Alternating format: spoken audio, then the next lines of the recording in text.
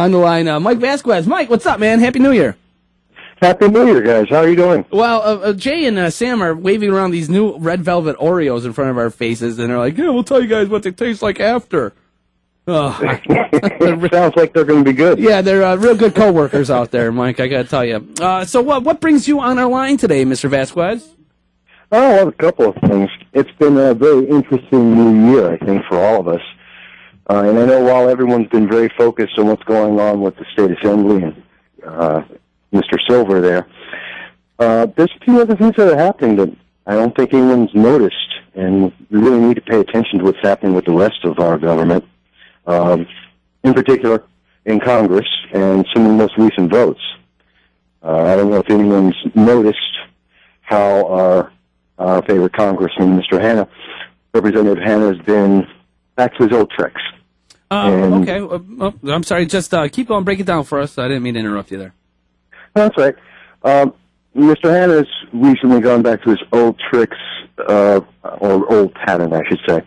Perhaps you can call it a political schizophrenia, of voting on both sides of issues and taking both positions. And it's very, very critical now, especially when we have a Republican Congress who are trying to get things done. And we're seeing that he's taking both sides. I mean, most recently on the abortion bill. Mm-hmm. It's very interesting because not only on the main bill did he vote against all Republicans and the party, and again, supporting abortion, taxpayer-funded abortion, which he says he's against, and which he said that his constituents, all of us in 22nd District in New York, are completely against. He's voted for it again. But also in the underlying bill that also was voted on in there, which was saying the same thing that he voted for, that he disagreed with it, he's voting against it.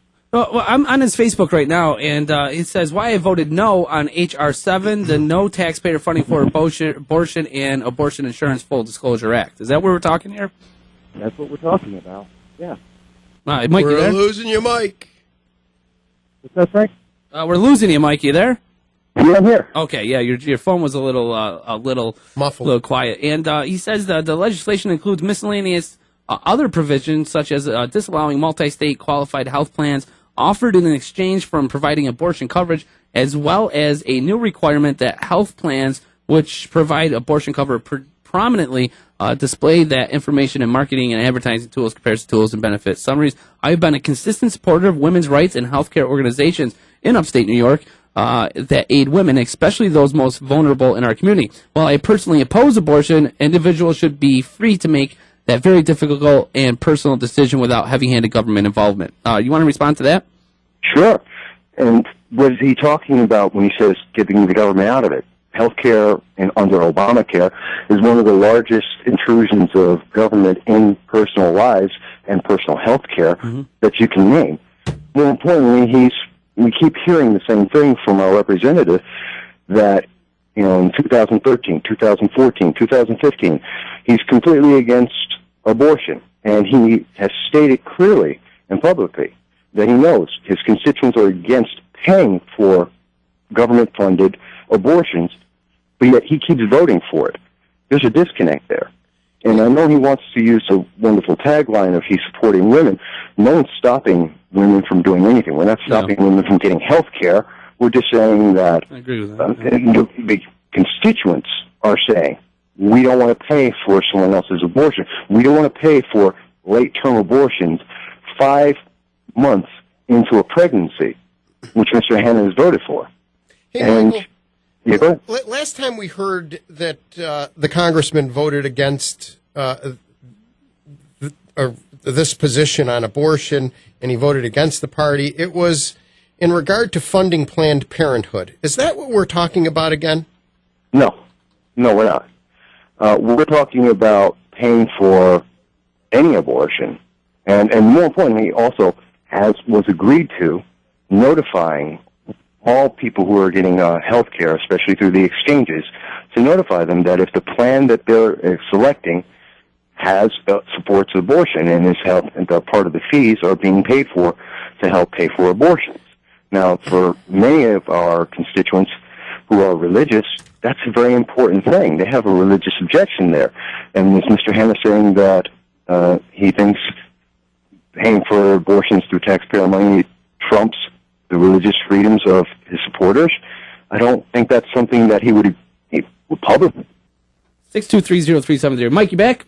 Yes, I am. All right, there we go. Okay. Hate technology some days. I know, I hear you. All right. It's completely still, and it cuts off. What I was saying is, earlier this year, the other part of the political schizophrenia is that with the immigration vote that happened on, that was on January 15th, I believe. Yep. Mr. Hanna came out against the immigration executive order of President Obama in November of 2014 because, like many of us, not constitutionally possible. But in that same bill, under Amendment 7, this is H.R. 240 that I'm speaking about, Amendment 7, he actually supported President Obama in using an executive order, which was the Deferred Action for Children Arrivals, and he supports the president on that. Well, how can you say the president doesn't have the power to use an executive order to affect millions of people and then turn around and say, but he's put out an executive order doing exactly the same thing, and you support that? We need some consistency here, especially as we go forward with, the 529 plans, the other alternatives, the billing, the budget that's coming up. We need consistency. We need to know where our politicians are. Otherwise, we get the anarchy that we're seeing in the state assembly. Hey, Michael, I'm reading a Syracuse.com article on this subject of, what is it, H.R. 42, and it says and it says here the bill authored by Republican Chris Smith of New Jersey would deny federal tax deductions or credits to women who buy health insurance through the Affordable Care Act that covers abortion, or if they use their own money to pay for an abortion. Why would we want to deny people the opportunity to obtain federal tax deductions or credits to buy health care insurance that's covered through the Affordable Care Act, and especially for things that are women's issues? I mean, it might be abortion, but it might be other things too. It seems to be quite restrictive, and quite honestly, it seems like it's a vote on party lines, which, you know what, in some respect, people might have respect for the congressman for taking a vote other than what his party does. Did vote him back in overwhelmingly? No, overwhelmingly isn't quite the word. He won by 2,000 votes. That's not quite overwhelming. Okay, I'll give you that one, yeah. And when it came down to the final vote, he was running against no one, and he still lost 26% of the votes against blank. So no, why not overwhelming. Deny but women to your point though, about is it also fair that taxpayers, his district, all of us who disagree with abortion, both on religious and other reasons, should we be obligated to have to pay for that? What we're saying is that they should be able to have either health care plans that acknowledge that there is abortion, and therefore they're going to be paying for that separately, and that's a personal choice, and therefore they should be able to pay for that personal choice on their own. And we can create other plans to try and address that, but why do we have to obligate those who have a religious and other strong moral disagreement with that to have that same plan? But again, it's not. My overall thought isn't even so much about abortion as a single issue. It's about the political schizophrenia of being able to take both sides of the issue in the votes.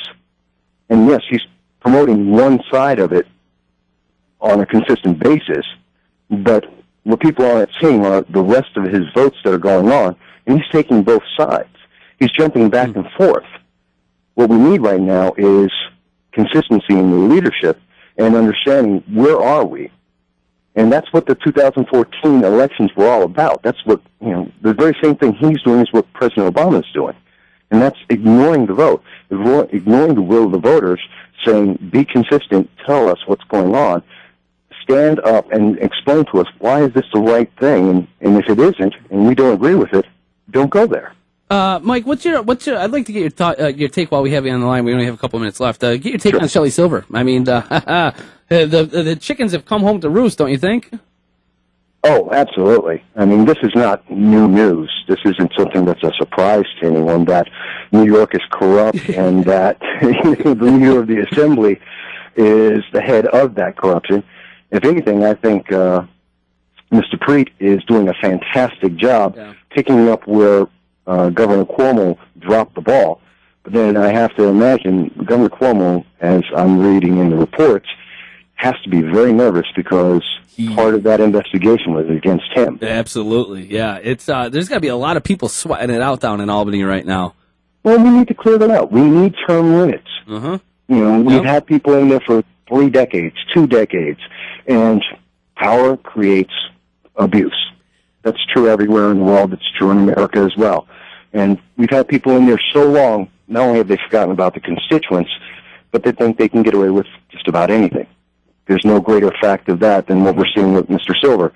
And I don't think there's a better argument for term limits than what we're seeing here in New York. And you can apply that to the entire government at all levels. Frank, one more. Michael, you've been following the story on Bowe Bergdahl, desertion. Might he be charged? What's the status? You've been following this. Yeah, I've been following this since the beginning. Yes, it's been known. It's been genuinely known since day one he deserted his post. And the real question for a long time was whether or not he would be charged as a traitor, because it was questionable, and I haven't seen that part of the report yet, whether or not he was actually considered a traitor as well as a deserter. Right, yeah. Because he may have actually joined the Taliban, not captured, but initially joined them. But we made a bad deal. The president broke the law to do this, and he admitted that himself. The White House admitted. They broke the law, didn't tell Congress, to make this deal, giving away 5 very dangerous men to a very loose control in Yemen to get him back. Made a big show of it down on the White House lawn, and here we are. He's a deserter. He is absolutely. It's 90% sure that he's going to be charged with desertion. Yeah, he's not going to get the death penalty. He will most likely go to jail, I would expect, for at least 20 years. For a long time, that's for sure, yeah. At least 20 years. He's going to have to pay back all of the fund, all that money that he received, and he's going to get a demotion back to private. These are the things that are expected, and it's about 90% sure that this is going to happen. The thing is, the White House right now, under Ben Rhodes, who's also the guy who politicized the Benghazi talking points, he's behind the scenes as reports are coming out trying to hide this from the public, and he's been the one pushing to delay this, because this report was actually done in October. Wow. But the White House didn't want it coming out, nor did they want action in the Army until after the midterm elections. So it's another case of our government, our president, delaying things until after the voters can actually voice themselves with their votes, and then surprising us with these revelations that really should have been right up in front. Mike Vasquez, always a pleasure to have you on. We put the links up to your blog right up on our Facebook so everybody can check it out. Mike, stay warm out there. Well, that's right. You guys too. I mean, -8 degrees. Oof, that's cold. All right, Mike. Thanks so much.